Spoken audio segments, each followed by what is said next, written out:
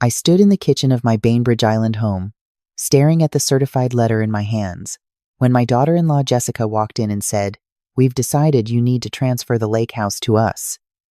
Today, the way she said it, not asked, demanded, made my blood run cold. But I stayed quiet, folded the letter carefully, and 20 minutes later, I was on the phone with my attorney, whispering, "Transfer everything into an irrevocable trust. My grandsons are the only beneficiaries." When Jessica tried to show up at my lawyer's office the next day, her face went from smug confidence to pure rage. That's when I knew I'd made the right choice. Let me back up. My name is Catherine Winters.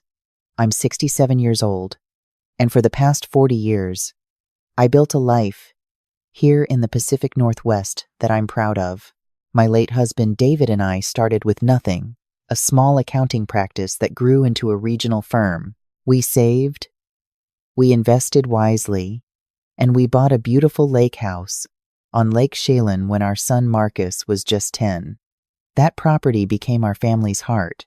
Summer after summer, we'd spend weeks there. Marcus learned to fish off that dock. He proposed to his high school sweetheart there, though that marriage didn't last.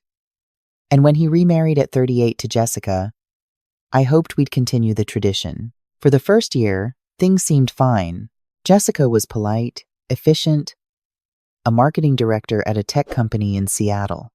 She was driven, ambitious, and I respected that. My grandsons, Tyler and Cameron, twins who just turned 9, adored their new stepmom. Their biological mother had moved to Denver after the divorce and visited sporadically, so Jessica stepped into that role with what seemed like genuine care.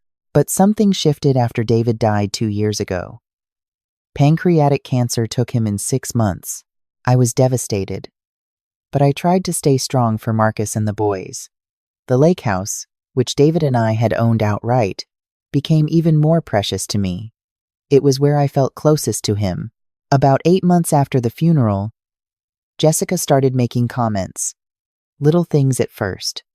"You know, Catherine, this house is really too much for one person." Or, "Have you thought about what happens to the lake house in your will? It would be such a burden on Marcus to have to deal with selling it." I brushed it off. Grief makes people say thoughtless things. But then the comments became more direct. It was Thanksgiving, and we'd gathered at my house, Marcus, Jessica, the boys, and my sister Eleanor, who'd flown in from Arizona. After dinner, while the boys were watching a movie in the living room, Jessica cornered me in the kitchen. "Catherine, we need to talk about your assets." She said it the way you'd say, "We need to talk about your expired milk." I blinked. "My assets?" "The lake house specifically. Marcus and I have been discussing it, and we think it makes the most sense for you to transfer ownership to us now. You know, for estate planning purposes, avoid probate. All that." My sister Eleanor, who was loading the dishwasher, went very still. "Jessica," I said carefully, "I haven't really thought about, well, you should. You're not getting any younger, and honestly, we could use it now. We're thinking of renting it out on Airbnb. During the months you're not using it. The income would be substantial." I felt my face get hot. Rent out our family home? It's just sitting there empty most of the year. It's wasteful, really. Plus, if something happened to you, Marcus would have to deal with estate taxes. The whole mess. Much cleaner if you just sign it over now. Eleanor slammed the dishwasher shut harder than necessary. "Jessica, this is hardly the time or place."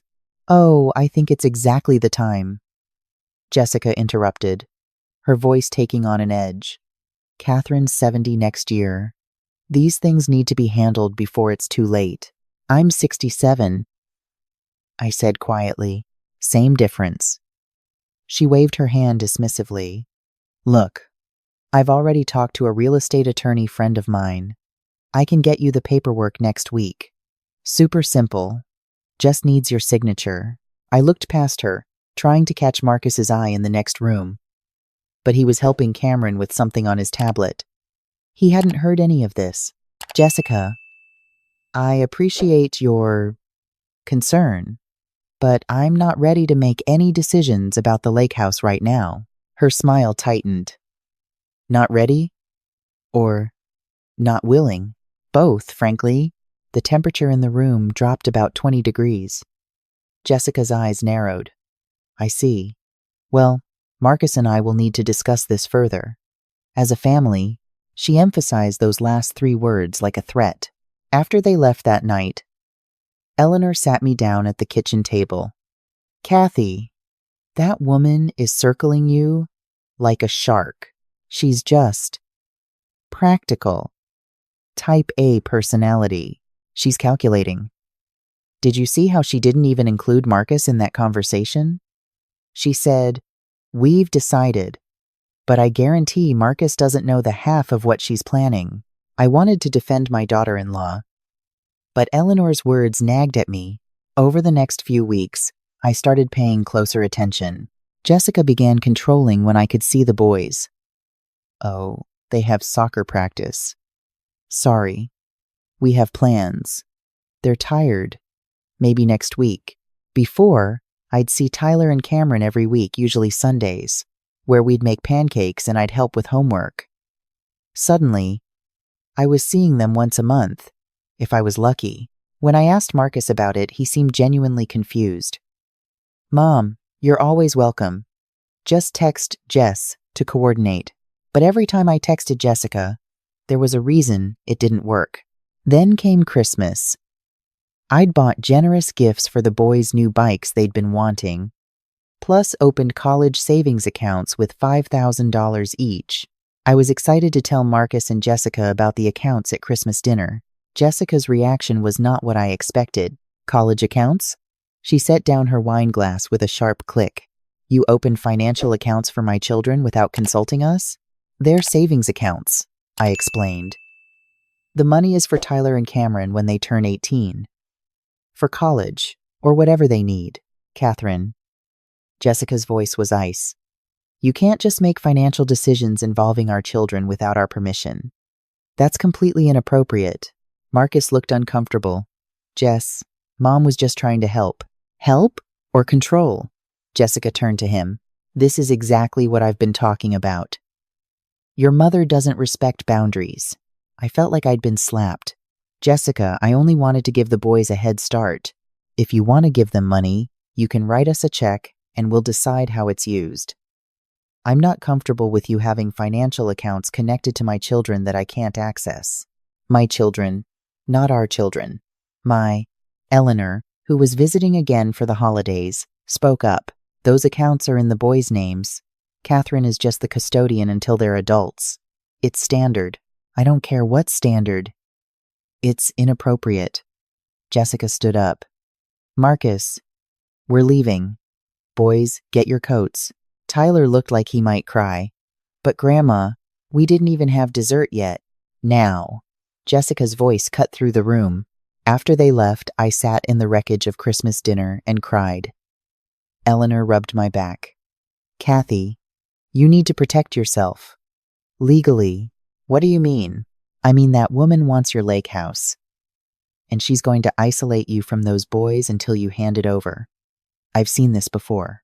My friend Dorothy went through the exact same thing with her son's wife. I didn't want to believe it.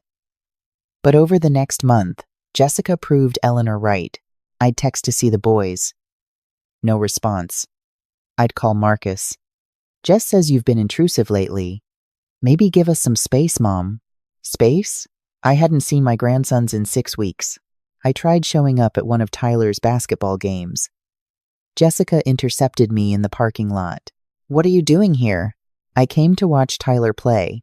I always come to his games. Not anymore. Catherine, I think we need some distance. You're too involved in our lives. They're my grandsons, and they're my sons.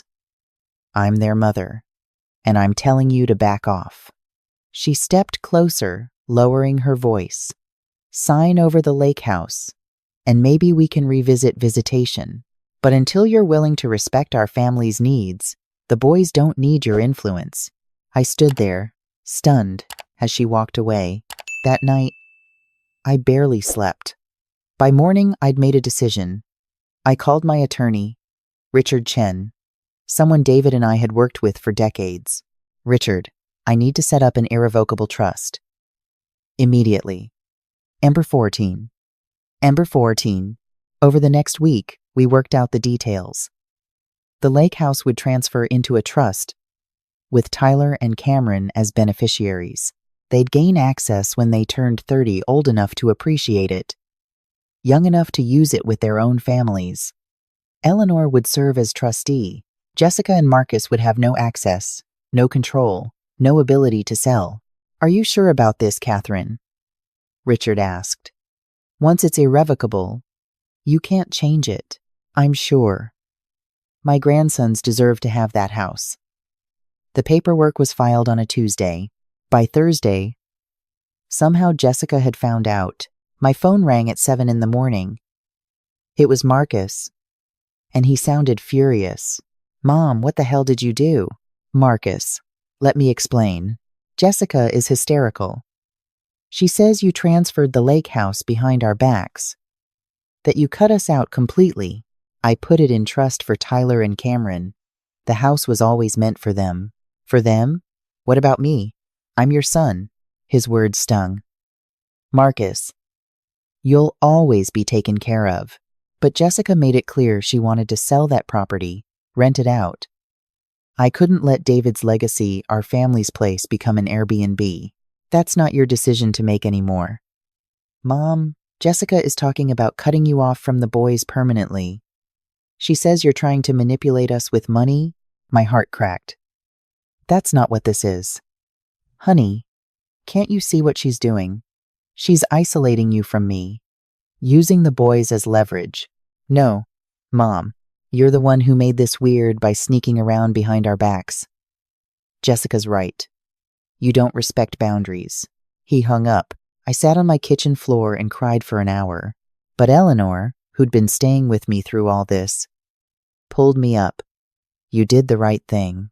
Now let's make sure you document everything.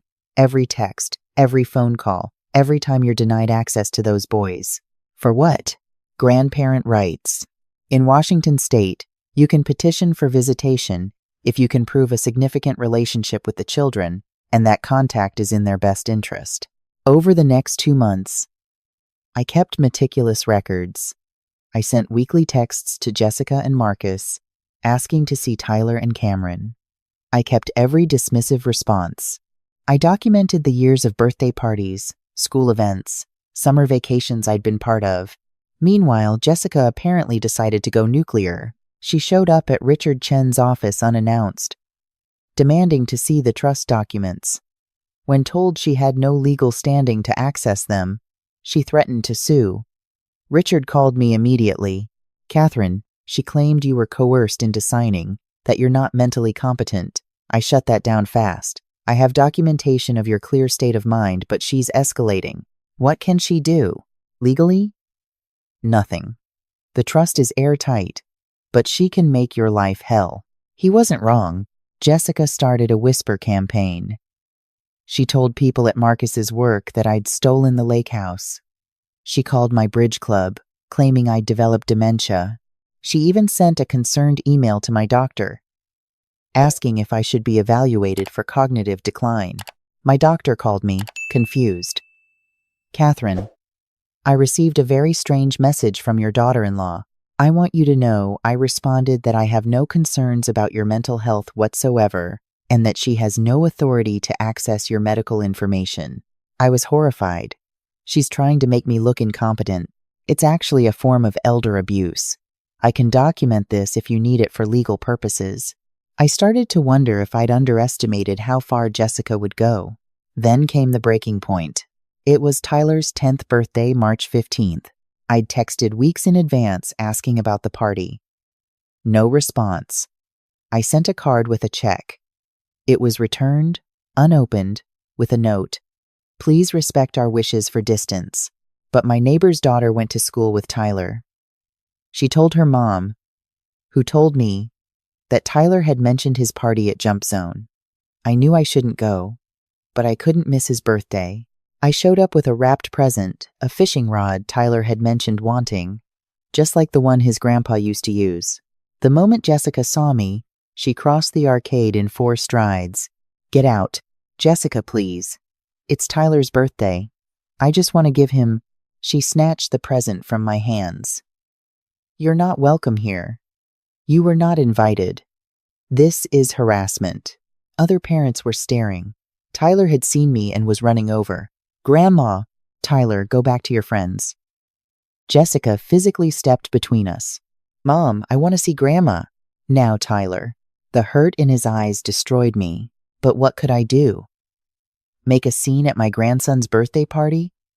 Force my way past his stepmother? I left. I sat in my car in the parking lot and sobbed. That's when I called Eleanor. I can't do this anymore. I can't. Then don't. File for visitation rights.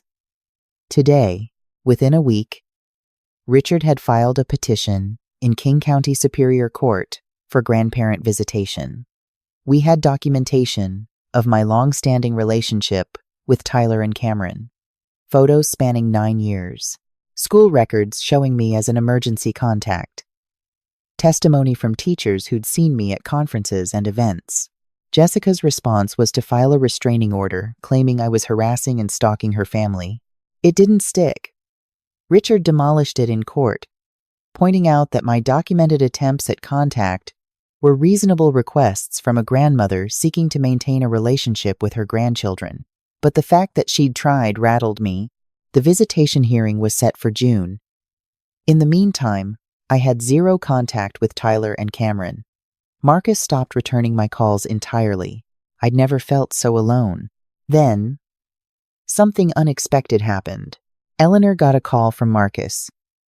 He wanted to meet with me, without Jessica, at a coffee shop in downtown Seattle. I was terrified it was a trap. But Eleanor insisted on coming with me for support. Marcus looked terrible. He'd lost weight. There were dark circles under his eyes. Mom. He stared at his coffee. Jessica doesn't know I'm here. I waited. I found out she went to your doctor. She tried to get your medical records. Claimed you had dementia. He looked up, and his eyes were wet. Mom, why would she do that? Marcus, I've been trying to tell you. I know. And I didn't listen. I thought you were just being controlling about the lake house. But then last week, I overheard her on the phone with her sister. She was laughing about how she'd managed to freeze you out and how once you died, she'd contest the trust and get what's rightfully theirs. My stomach turned. She talked about you dying like it was just a business transaction. Like you were an obstacle, not a person. Not my mother. His voice broke. What have I done? Eleanor reached across the table and squeezed his hand. You chose your wife. That's normal. But Jessica manipulated you. She used the boys. Every time I'd suggest calling you, she'd say they were tired or busy. But Tyler asked me last night where you were. He said he missed you. And I realized, Mom, they have no idea you've been trying to see them. Jessica's been deleting your texts from the family tablet. She told them you were too busy to visit. I couldn't speak. The rage and relief were fighting in my chest. I'm going to fix this, Marcus said. I'm filing for separation. The boys and I are moving out. Marcus, are you sure? Mom, she tried to make people think you have dementia. She's using my kids as weapons. Whatever I thought I loved about her is gone. Or maybe it was never there, and I was just lonely after the divorce. He rubbed his face. I'm so sorry for everything. The court proceedings became messier. Jessica fought the separation viciously. She claimed Marcus was abandoning her. She tried to get sole custody of Tyler and Cameron, arguing that Marcus was unstable and I was a toxic influence. But her desperation made her sloppy. Her lawyer discovered she'd lied about several things, including her claim that I'd never been involved in the boys' lives. When presented with years of photos, school records, even testimony from Tyler and Cameron themselves about their relationship with me, the judge was not impressed. In the end, Marcus got primary custody. Jessica got supervised visitation every other weekend, and I was granted liberal grandparent visitation essentially, whenever Marcus and I agreed, which was often. The day the judge ruled, I went home and stood in my kitchen, the same spot where this had all started, and I cried. But this time, they were tears of relief. 3 months later, I took Tyler and Cameron to the lake house for the first time in over a year. We opened all the windows, let the summer breeze in, and they ran straight to the dock just like they used to. Tyler turned back to me. "Grandma, I'm sorry we didn't come see you. Mom said, Jessica said you didn't want us anymore." I knelt down and hugged him tight. "I always wanted you. Every single day." Cameron, ever practical at 9 years old, asked, "Is this house really ours when we grow up?" "It is. Your grandfather and I built a lot of memories here. Someday, you'll bring your own families here. What if we want to bring Dad?" "Of course you'll bring your dad. This is a family house. It's meant to be full of people you love." That evening, Marcus came up to join us. We grilled burgers on the deck, and the boys chased each other with sparklers as the sun set over the lake. "Mom, I don't know how to make up for, you're here now. That's what matters." Was I really that blind? Eleanor, who'd driven up for the weekend, handed him a beer. "Love makes people blind sometimes. But you found your way back." The divorce took 8 months to finalize. Jessica fought for the lake house, claiming it should be marital property since Marcus was set to inherit it.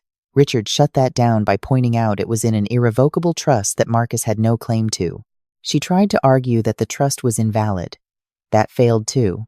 In the end, Jessica got a settlement and moved to California. I heard, through Marcus, that she remarried within a year. Someone with more money and, hopefully for her sake, fewer family ties. Tyler and Cameron adjusted.